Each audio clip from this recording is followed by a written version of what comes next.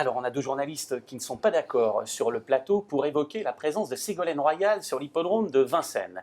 Était-ce de la com ou au contraire, est-ce une main tendue vers nos amis des courses? On va le savoir dans quelques instants. Elle est venue dans le cadre du René Balière. On la retrouve ici avec le président du cheval français, Ségolène Royal, qui était présente pour assister aux victoires de Bold Eagle et à celles également de Django Riff. Alors, je vais demander à la régie si on est prêt pour évoquer cette première battle. François Truffe, lui, pense que c'est un coup de com'. Est-ce qu'on est prêt en régie?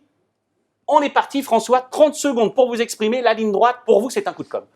Je souhaite me tromper, mais je n'oserais pas demander à Madame Ségolène Royal, Madame la Présidente, pensez-vous à la présidentielle quand vous vous rasez le matin?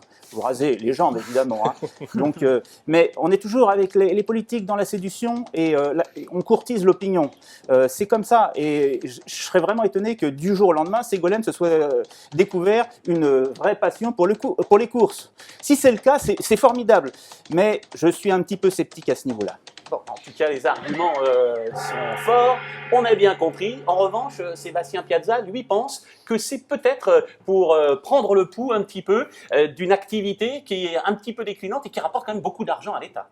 Oui, effectivement, et je suis pas... je suis pas forcément étonné de la sensibilité que peut avoir Ségolène Royal pour le milieu équin, et en particulier pour les courses hippiques. Il ne faut pas oublier quand même qu'elle a participé activement à la manifestation à Nonan-le-Pin, on s'en rappelle pour GDE, donc c'était quand même de sa part un acte fort. Sa présence à Vincennes pour la plus belle réunion de l'année me paraît également assez importante. Il faut savoir également que l'hippodrome de Vincennes souhaite se doter du fameux écolabel, donc c'était aussi à ce titre qu'elle était présente sur la cendrée parisienne. Donc moi je pense qu'effectivement ça peut être un coup de com', mais c'est bien que des politiques comme ça viennent... Terminé. On a compris, c'est vrai, mais le temps doit être respecté.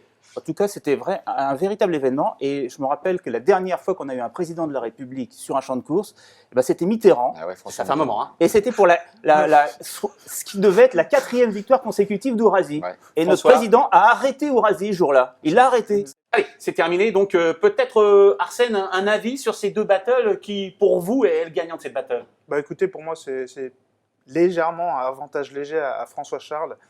Je crois effectivement que c'est plus un coup de com'. Non, mais moi, je souhaite sincèrement me tromper. Mais on va pas refaire le débat. En tout cas, moi, les arguments de Sébastien m'ont plutôt plu.